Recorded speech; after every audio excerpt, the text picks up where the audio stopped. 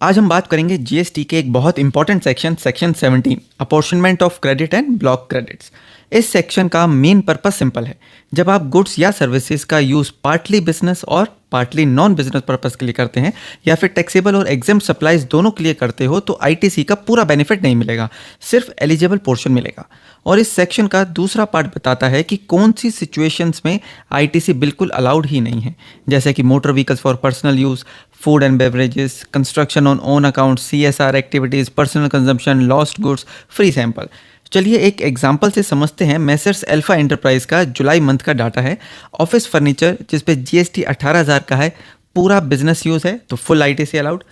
Car खरीदी 5 seater है, GST 1,20,000 का। ब्लॉक्ड क्योंकि पैसेंजर व्हीकल है और अलाउड पर्पस में यूज़ नहीं हो रहा।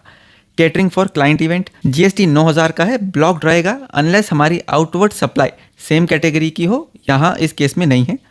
Machinery fix to earth GST 90,000 का प्लांट एंड मशीनरी की डेफिनेशन में आता है तो अलाउड।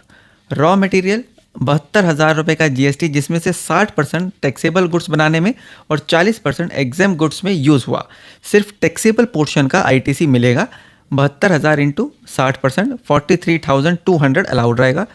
ट्रक रिपेयर जीएसटी 3,600 रुपये का गुड्स ट्रांसपोर्ट के व्हीकल के रिपेयर का है, वो अलाउड है। सीमेंट और स्टील फॉर ऑफिस बिल्डिंग 36,000 का जीएसटी ब्लॉक्ड रहेगा क्योंकि immovable property on account construction में यूज़ हुआ।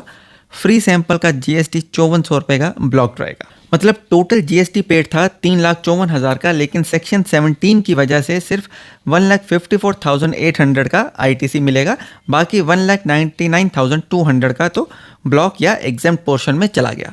तो दोस्तों सेक्शन 17 का कोर आइडिया यही है, सिर्फ बिजनेस और टैक्सेबल पोर्शन का आईटीसी मिलेगा, बाकी सिचुएशन में क्रेडिट ब्लॉक हो जाता है। एग्जाम्पल से क्लियर है कि प्रॉपर क्लासिफिकेशन और रिकॉर्ड कीपिंग कितनी ज़रूरी है।